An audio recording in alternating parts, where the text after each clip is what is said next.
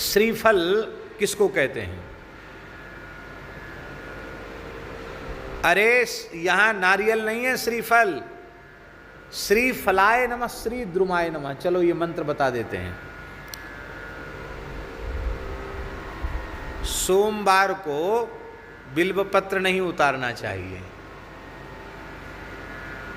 पूर्णिमा और अमावास्या को भी बिल्वपत्र नहीं उतारना चाहिए, और सोमवार को बिल्वपत्र नहीं उतारना चाहिए।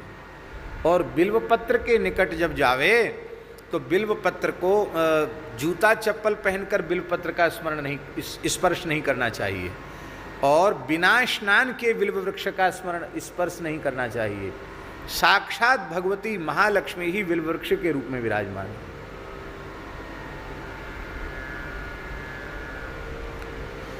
बिल्व वृक्ष के रूप में साक्षात भगवती महालक्ष्मी विराजमान है। इसलिए बिल्व वृक्ष के पूजन का और बिल्व वृक्ष के स्पर्श का मंत्र है श्री फलाय नमः, श्री द्रुमाय नमः। क्या? श्री फलाय नमः, श्री द्रुमाय नमः। ऐसा कह करके प्रणाम करके तब बिल्वपत्र उतारना चाहिए। श्री फलाय नमः, श्री द्रुमाय नमः। ये श्री ही द्रुम के रूप में, वृक्ष के रूप में।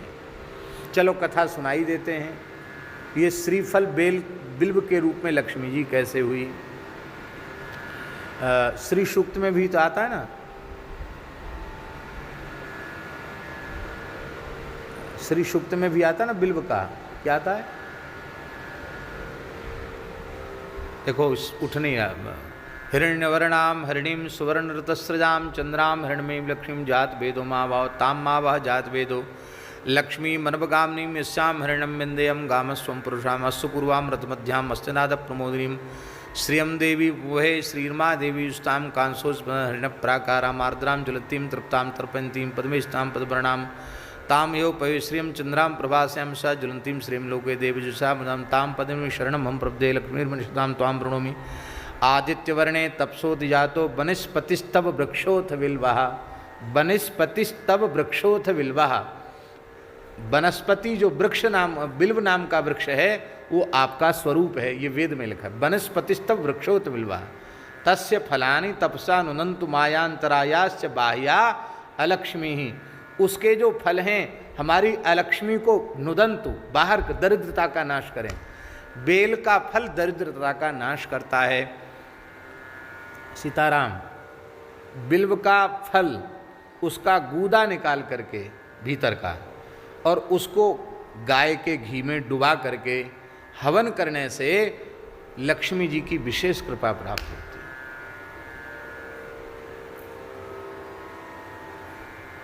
रसराज जी को उपाय मिल गए, पर हवन करें तब ना।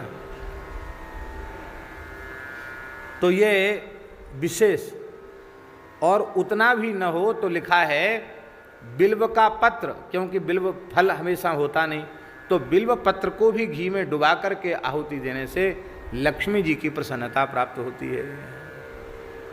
वनस्पतिस्तव वृक्षोथ विल्वः। एक समय भगवती जगदम्बा पराम्बा जगत जननी श्री महालक्ष्मी जी ने भगवान नारायण से पूछा, प्रभु आप सदा सर्वदा मुझे प्राप्त बने रहें, मेरा आपसे कभी वियोग न हो, और आपके चरणों में प्रति क्षण हमारी प्रीति बढ़ती ही चली जाए, अनुराग आपके चरणों में बढ़ता चला जाए, ऐसा कोई साधन हमें बताइए।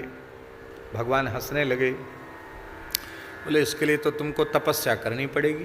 किसकी तपस्या करें? बोले हमारे चरणों में अनुराग तो भगवान शिव ही प्रदान करते हैं, ये ठेका उन्हीं के पास है। शंकर भजन बिना नर भगति न पावे मोर। तो तुम शिव जी की उपासना करो, मेरे चरणों में प्रेम की प्राप्ति के लिए, अखंड सौभाग्य के लिए। तो लक्ष्मी जी उपासना करने लगी। उपासना करते करते करते वैसे तो वो चाहती तो कैलाश में जाके दर्शन कर लेती, और वो दर्शन अलग है, पर तपस्या करके उपासना करके प्रसन्न करना और भगवान शिव का प्रकट होकर दर्शन देना वो एक अलग बात हुई। तो जैसे ही तपस्या करते करते उपासना करते करते बहुत समय लक्ष्मी जी को बीत गया। अब लक्ष्मी जी ने सोचा कि मैं भगवान शिव का अर्चन करूं, तो अर्चन तो रोज करती ही थी। एक दिन लक्ष्मी जी के मन में हुआ कि मैं 1000 बिल्व 1000 कमल पुष्पों से भगवान शिव का अर्चन करूं, कमल पुष्प से सहस्रार्चन करूं। अब उन्होंने अर्चन आरंभ कर दिया। भोले बाबा ने लीला की। क्या लीला की? 2 कमल के पुष्प चुरा लिए। 2 कमल के पुष्प चुरा लिए। सब चोरी करते हैं, हमारे वृंदावन के ठाकुर जी को दोष नहीं लगाना चाहिए, समय आने पर सब कर लेते हैं। बोल भले ही लीला है, पर 2 कमल चुरा लिए शंकर जी ने।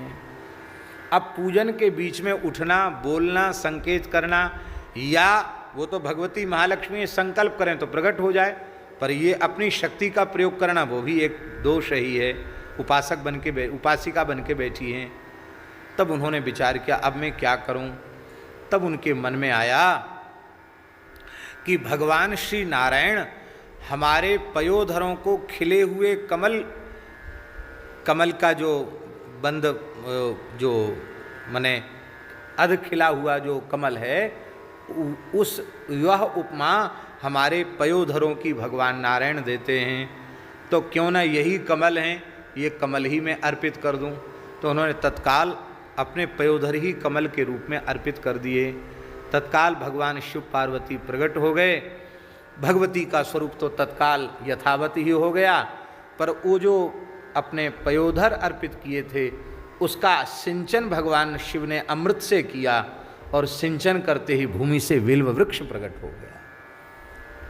इसलिए इसको श्री द्रुम कहा गया। लक्ष्मी जी से प्रकट है ये, और इसमें ब्रह्मा जी, विष्णु भगवान, शिव जी, संपूर्ण देवी देवताओं का निवास इसमें होता है।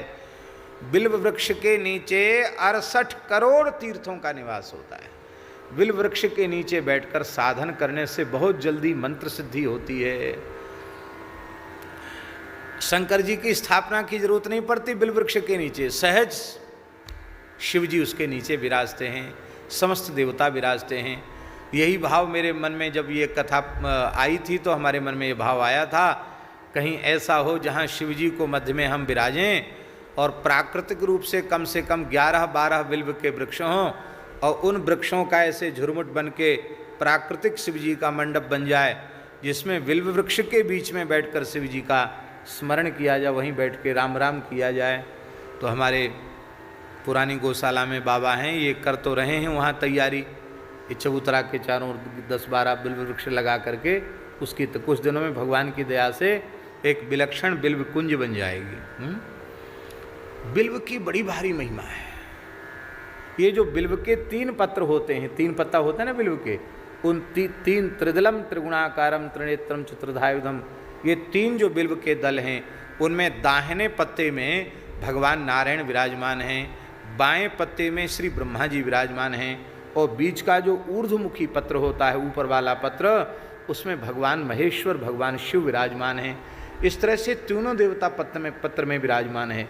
इसलिए बिल्व वृक्ष को बिना स्नान के नहीं स्पर्श करना चाहिए, और शरीर में सारे शरीर में तेल लगाया हुआ हो तब भी स्पर्श नहीं करना चाहिए। जो मर्यादा बिल्व के लिए है वही मर्यादा तुलसी जी के लिए। तुलसी जी का भी स्पर्श बड़ी मर्यादा पूर्वक करना चाहिए।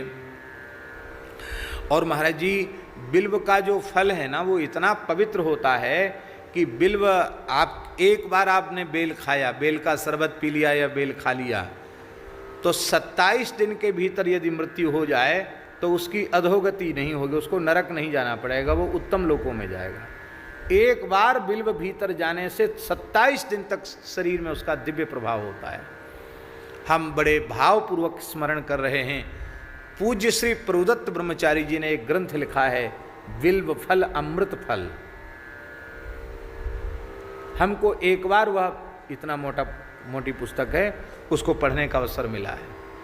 पूज्य श्री ब्रह्मचारी जी महाराज 12 वर्ष तक बिल्व पत्र और बिल्व फल खा करके ही रहे थे, और 12 वर्ष तक उन्होंने गायत्री की उपासना की थी, और लगभग 300 से ऊपर पुस्तकें उन्होंने अपने जीवन में लिखी। बड़ा अद्भुत जीवन, क्या कहना, अद्भुत जीवन था। और उनके भगवत प्रेम की बात पूज्य गुरुदेव भक्तमाली जी से हमने सुनी। संवत 2001 में आज 77 चल रहा है इस समय, माने 76 साल पहले, 76 साल पहले पूज्य ब्रह्मचारी जी ने जो 84 कोस की परिक्रमा निकाली थी, उसमें अपने पूज्य गुरुदेव भी थे। पंडित श्री भक्तमाली जी ने पूरी कथा कही थी भक्तमाल की, और उसमें बड़े बड़े महात्मा थे। तो महाराज जी कहते थे कि जब कीर्तन होने लग जाता था, श्री कृष्ण गोविंद हरे मुरारे हे नाथ नारायण वासुदेव, तो ब्रह्मचारी जी की विशाल जटाएं थीं और वो नाचने लग जाते। ऐसे लगता था मानो साक्षात शिव जी ही कीर्तन के मध्य नाच रहे हों। घंटों रुदन और घंटों मूर्छा हो जाती थी। तो महाराज जी बताते थे कि सब महात्मा नाचते थे ब्रह्मचारी जी के नाचने को, सब नृत्य करते थे। तो और कहते ब्रह्मचारी जी जहाँ कहीं बढ़िया रज देखते वहीं कबड्डी खेलने लग जाते, कबड्डी कबड्डी कबड्डी कबड्डी, खूब हंसाते भी, जैसे कोई छोटा बच्चा खेले ऐसे खेलते थे पूज्य ब्रह्मचारी जी। तो उन्होंने लिखा है विल्व फल अमृत फल, विल्व की इतनी महिमा है।